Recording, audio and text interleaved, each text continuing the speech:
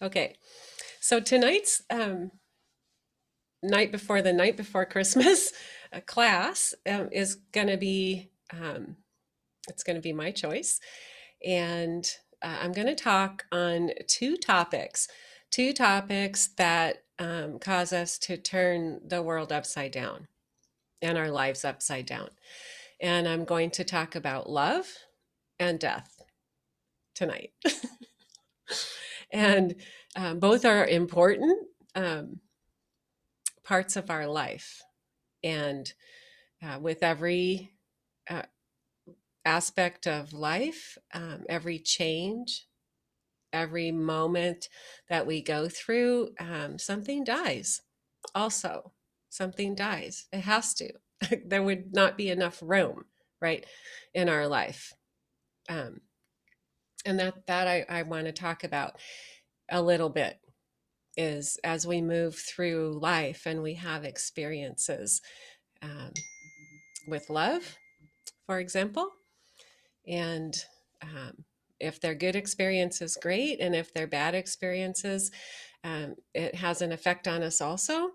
And then we walk forward with that being the mask over love, and that those experiences stay alive within us. And when new love or a new friend love or something comes along, there isn't room to receive it in its fullest because we're still holding on to the concept of what our experience was before. So um, living and loving and dying, love and death. So love, we seek after it um, in our life. Everyone wants to feel love. Everyone wants to feel what they perceive is the best expression of love. Want that people want that to happen to them. They want to have that special relationship um, with the person, and they want it to look how they think love is supposed to look, right? And we seek after that.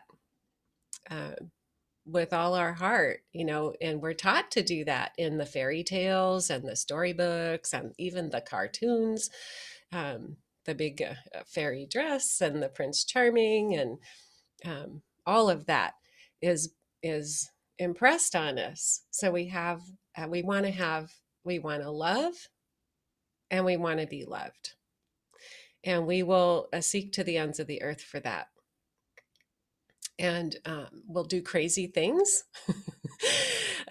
in the pursuit of that, and crazy things when it doesn't work out, right? Or does work out.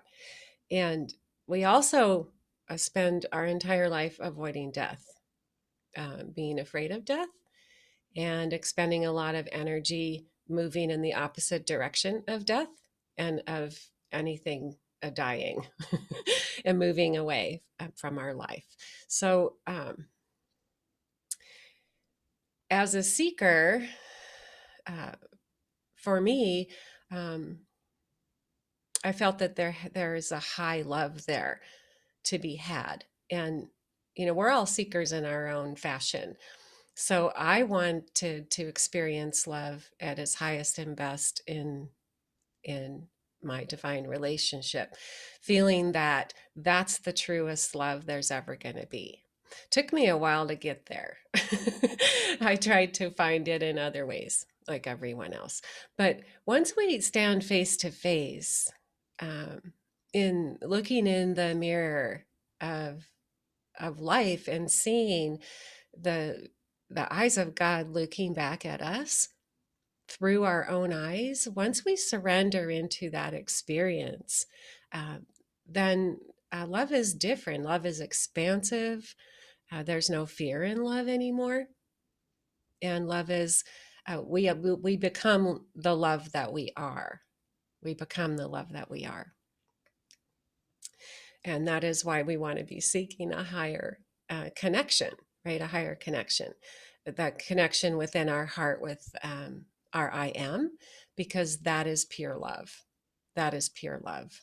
And we find it there first, or we are incapable of um, attracting it and even performing it at a high level if we are not experiencing it with ourselves and within ourselves, our divine self. That's the river of life. The source of love and life is through the loving heart of the divine, which is what we are. So as we're moving in life and moving through the years, and we have our experiences, um, we love our job, and we have friends that we love and family that we love, and um, a house that we love, and then we don't have the house anymore, we move, or our friends move, or whatever it is. We close around those experiences, and we in our life we have memories, right? We have memories, and the memories stay with us, but the experience, the emotional experience, and the what we're holding in our hand um, is isn't beneficial. So when we're faced, like, the sun sets, the day dies, the sun rises, the day is born. As the days come and go, we look into our hand and say, what am I holding on to still? Because if our hand is full, there is no room to put anything else in it. And if our hand is full of an experience from yesterday, or 20 yesterdays ago, or 1,000 yesterdays ago, if our hand is full of that experience, good, bad, ugly, um, there isn't room for something else to fill our hand. And even if a little bit creeps in, our hand is full. So the fullest expression of the right now, today love that's here for us will not be experienced by us, because there isn't room to breathe it in its fullest expression. There's only room to receive it in the tiny bit of space that there is around what we're clinging to. So as we move through life, we look at our love experiences, and we look at our friends and things and all of the things that we are attached to, and we allow them to move through.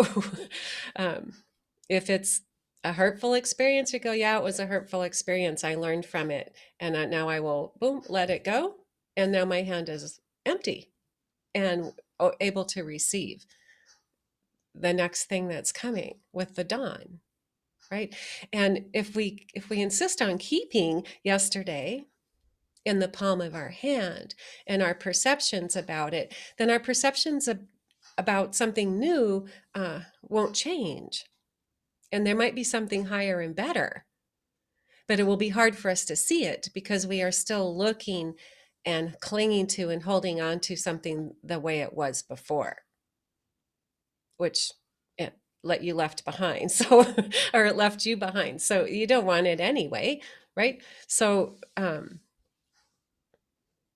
as we're pursuing love in our moment by moment experience, we're also experiencing death purposefully in our moment by moment experience.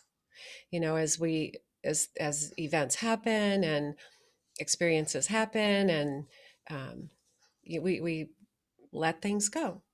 We let them die so that something new can grow, right? We let it go. We let it die so then we can have a new experience. And in the sorrow sometimes in letting it go, the tears will wash us of the old experience so that we are new and fresh for a different experience, a richer experience. We gain the air of expectancy if our hand is open and empty. We're expecting something to come in it, right? We're expecting it to be filled, right? We have a cup, it's empty, we're holding it there, we're expecting it to be filled. If I have a cup and it's full to the top, there's no room. There's no room. So that picture will just go by, till there's room, till there's room to receive what's here for us. So we have to let the past experientially leave us so that our body and our essence can be in the here and now. Because in the here and now, this is the eternal now. This is where we are living in the divine. In our I am self is in the right now. If we're living in yesterday, then our energy and emotions are in the dead space of yesterday because it's done, it's over. And the sun has risen and set and risen and set many times, and we're still over there. So we're not here, right? So all this energy is being expended into something that is over, right? And it's the same if we're in the here and all we're doing is thinking about what's next tomorrow, then our energy, our life energy, our mental energy is over there thinking about tomorrow, and we're absent in the here and now, right? But what happens in the here and now? A creation. The here and now is where we create life. This is where we create life for ourselves and our environment, and the world is in the energy that we have in the here and now. The divine is present in the here and now. Your I am self is now, not there or there. It's now. So freeing ourselves, looking, what am I carrying in my hands that is taking up room? Is it something that is alive today? Or is it just a bunch of stones I wanted to just bring them along as a reminder? Right? But if you open your eyes and you look over your life, it's a tapestry, a weaving. You don't have to pick up stuff and bring it along. You can look at the picture anytime you want and begin to reap the good, the beauty, the truth. Looking back, we always wax poetic most of the time, right? Life was so glorious back then. And then that gives us the energy and expectancy for something new. So in the closing of the year and the closing of the month and all of the expectancy around next year being a different experience, we have to let this year go, or, I'm not a New Year's resolution person at all in any stretch, but we have to let our concepts go to receive new ones and start looking at life differently. And in order to find a new, and really, we want to really experience what we're experiencing in the clear and present right now, right? I mean, if a new love is coming into a life, you want to be in it 100%. You don't want to be trying to pass it through the lens of what didn't work out last time, right? And we miss what's coming because we're still looking through that lens. We might miss the person walking by, right? The same with a new job or a new vision for your life. To have a new vision for your life, that's a new life you're building. You're drawing a picture of a new life. You're not bringing the old life. You're bringing yourself, which has been seasoned and pruned and watered. You're bringing yourself who's been formed through the old life. You're bringing that into the new life. But we don't need to bring any of the other stuff with us. So we have to let it die and not be afraid of the death. Not be afraid of letting go of the old concepts, letting go of the hurts or even the joys. I mean, people have so much fun in a high school or college, they stay there. like for the rest of their life. You talk to them, that's all that's good in their life, and they're like, 60. It's like, what happened to all the years in between? And what happened is, they stayed in the joy of that moment, and it's dead space. It's dead space. It's not producing life. It's like a rerun. Just watching a rerun continuously, and that's the energy that you get in your life, is the rerun energy. So entering into an attitude of, um, there is pure love within me, all around me, and for me to experience moment by moment. And death is not to be feared. The ending of something, and the letting go and the going away, is not to be feared. It's change. Something has to go for there to be change. Right? And we change moment by moment, year after year. Right? We change too. We evolve, get older. All of that stuff. So, uh, what I want to do is, have us. We're going to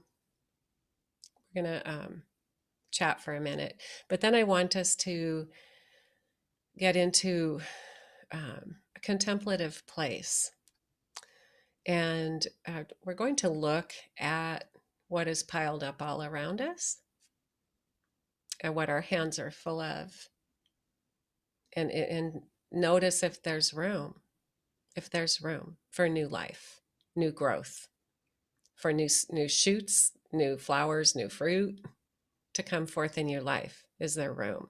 Or are we hard driving so hard to create a life for ourselves that we're missing the life that's here for us, that includes all the things that we love and desire?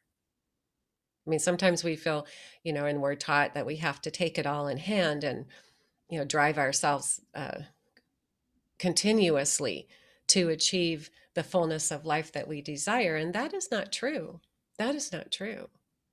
Life is born from within, not without. Working from without feels really good to the body and the brain. But working from within, um, that's where life is born. That's where love is born. Things die to make room. Make room. So unmute for a moment.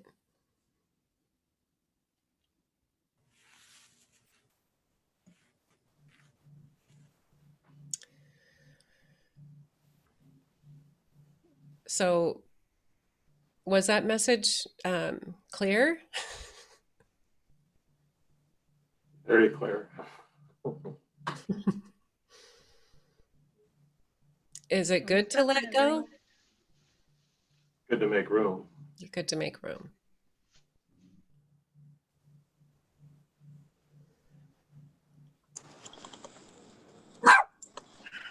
Sorry. I think it's totally necessary to make room. Absolutely. And it's so relieving and free feeling to respect those feelings and emotions and let them go and get ready for something new. Mm-hmm. So I'm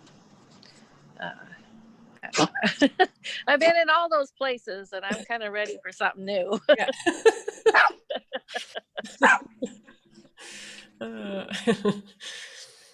But I was realizing in preparing for this that we often, stand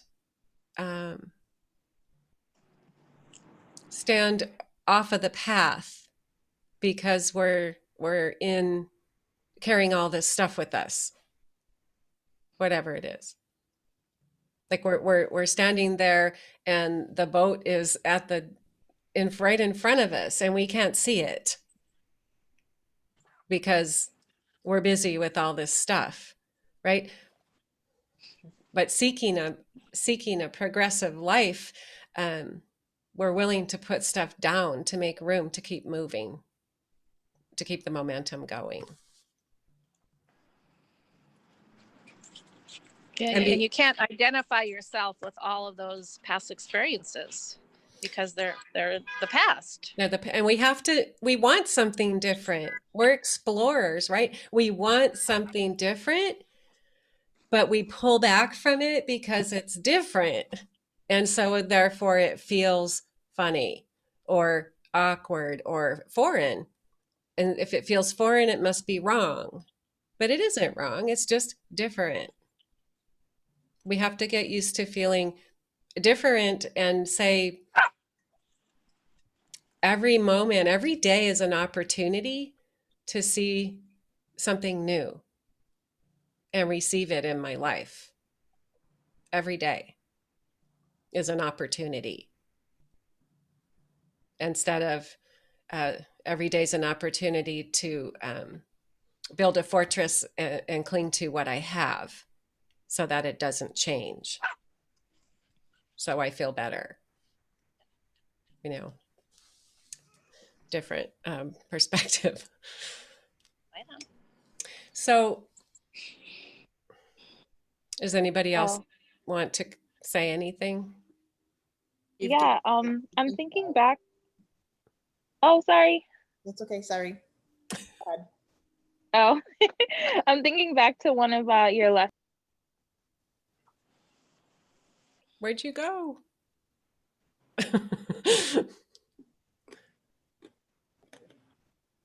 Okay. Hello? Yes? Oh, sorry.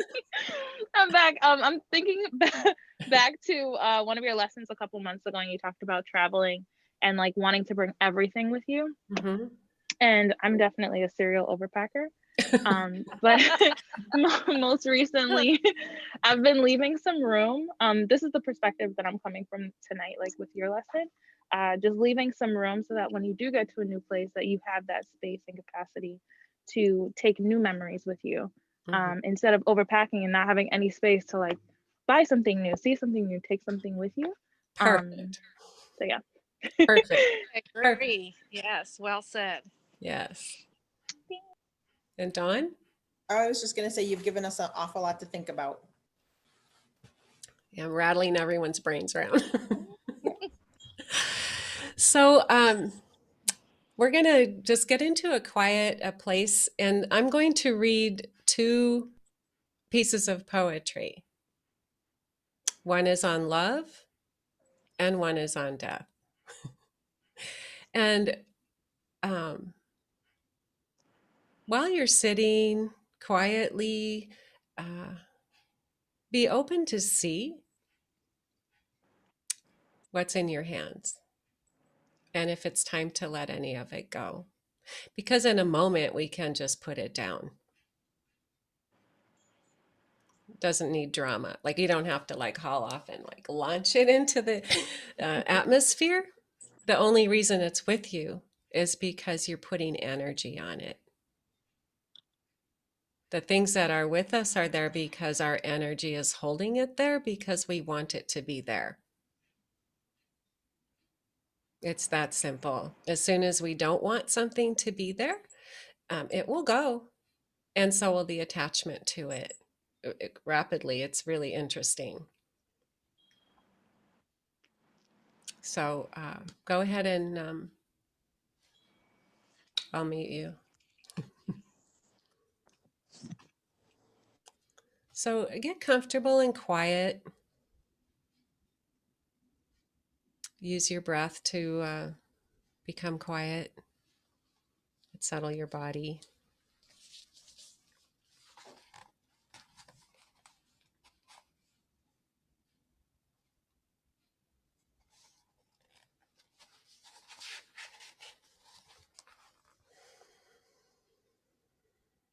Breathe into your heart space. A really deep, expansive breath. As if you want to pull the air all the way down to your toes. And exhale it out and let it carry with it. the distractions of today.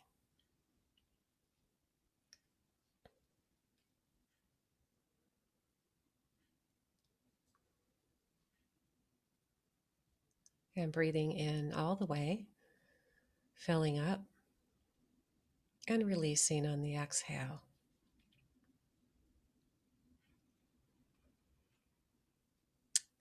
Now imagine as you breathe in, the air that you're breathing in is white light. And you're filling up with this white light, and it is illuminating the inside of you. And as you breathe out, it's bringing light all around you.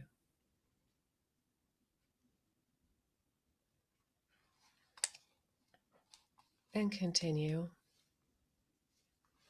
breathing in, filling up with light, exhaling out.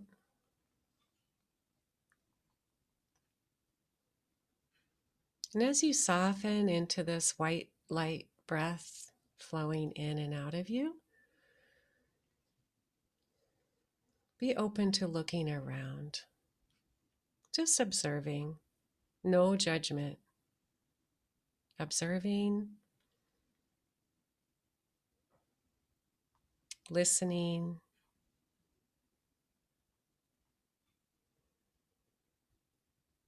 let the words speak to you.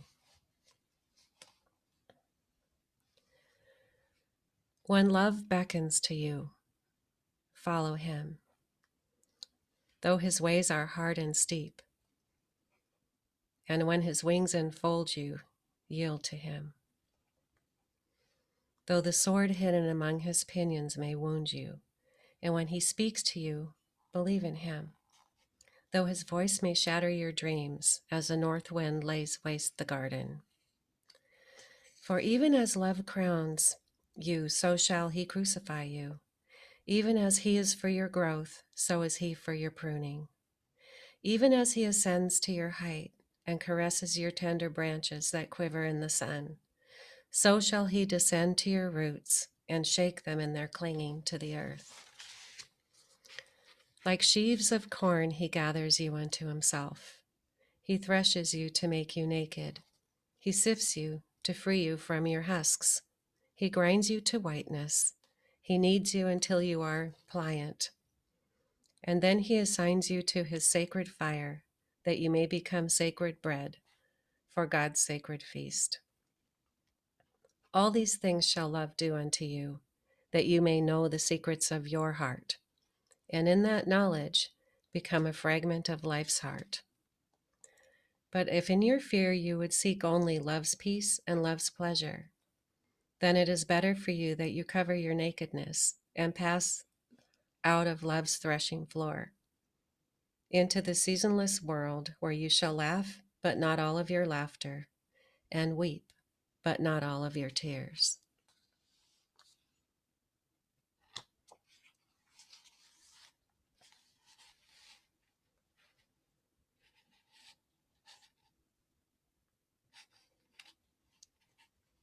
Notice the words that speak to you.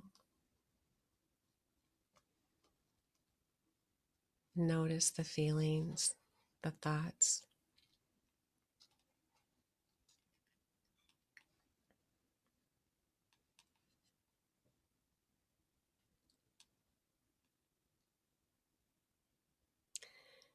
You would know the secret of death, but how shall you find it unless you seek it in the heart of life?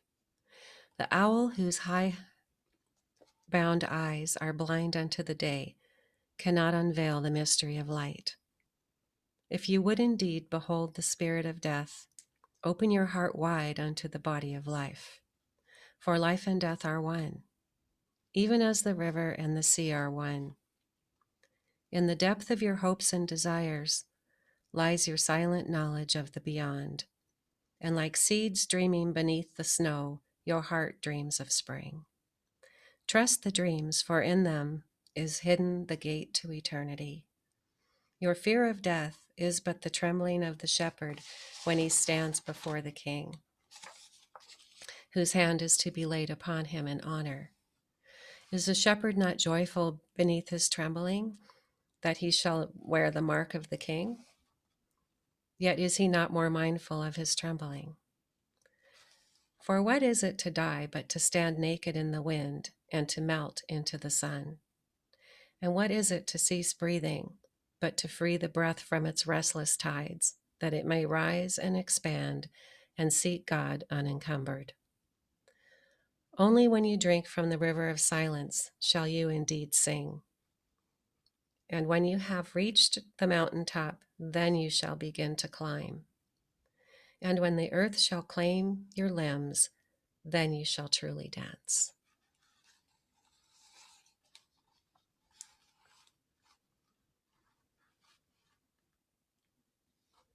In love is life, and in love is death, and in death is love, and in death is life. It is a circle. It is all the same.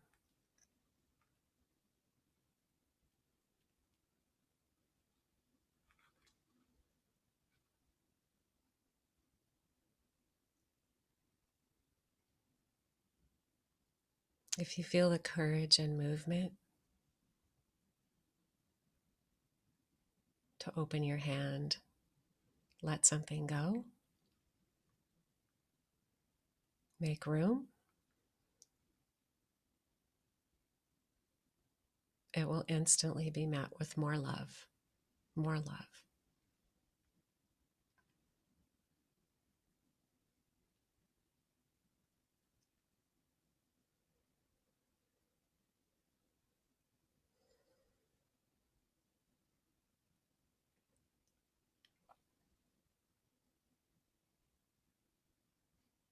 Look around the landscape within you.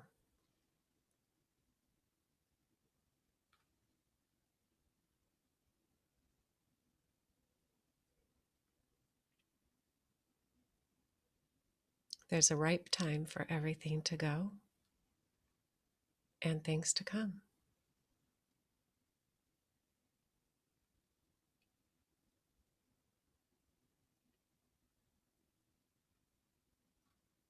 In the rhythm of life, we are always moving, always receiving, always giving.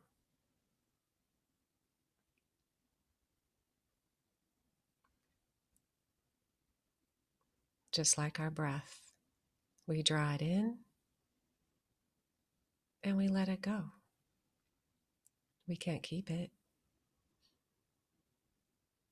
It's not the point. It brings us life.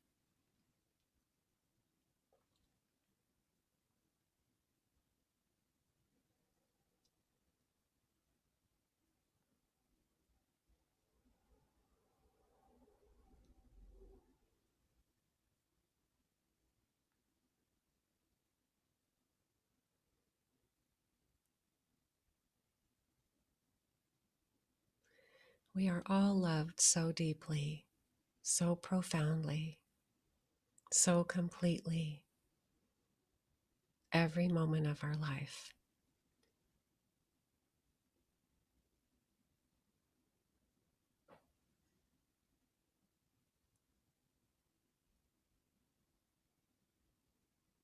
We don't have to scratch at the surface and hope to get a little bit.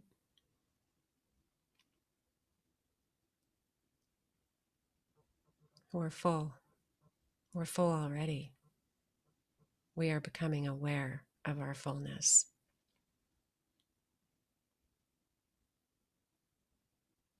The more room, the more aware.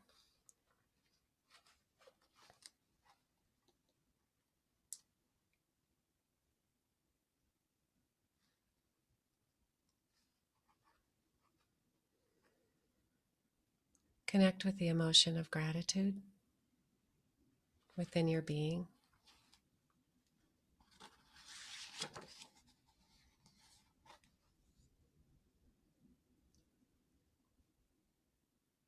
Gratitude for the ability to make room. and for the love that's there for you.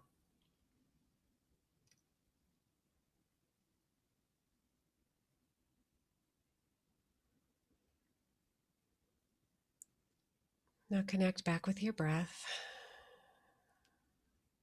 Let it connect you back to your body.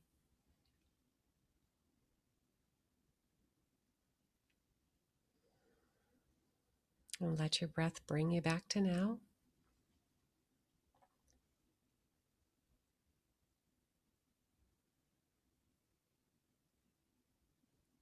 Open your eyes. Unmute yourselves, please.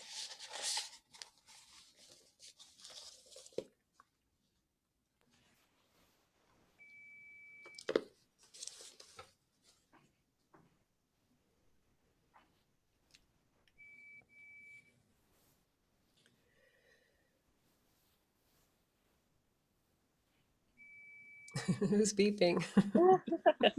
Oh, it's the stupid stove in the background. Oh. Oven's done. Too lazy in the minute to go Oh. turn it off.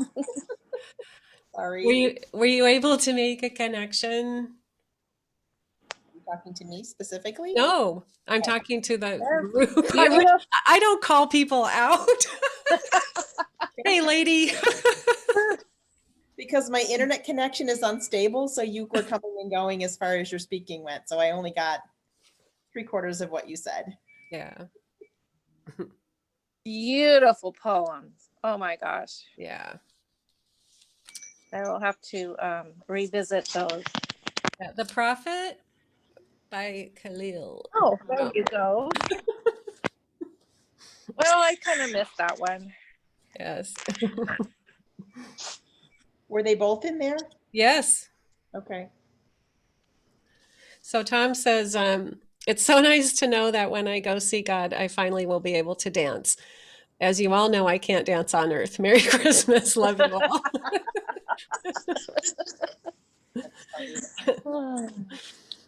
I wish you all the very, very wonderful Christmas and New Year's experience with whatever you're doing, and know that I love you